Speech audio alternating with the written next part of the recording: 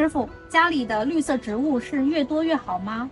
植物是非常好的天然的家居风水饰品，放好了不仅对健康有益，还能旺事业、旺桃花。但是绿色植物不是越多越好，一个空间最好不要超过9棵的植物。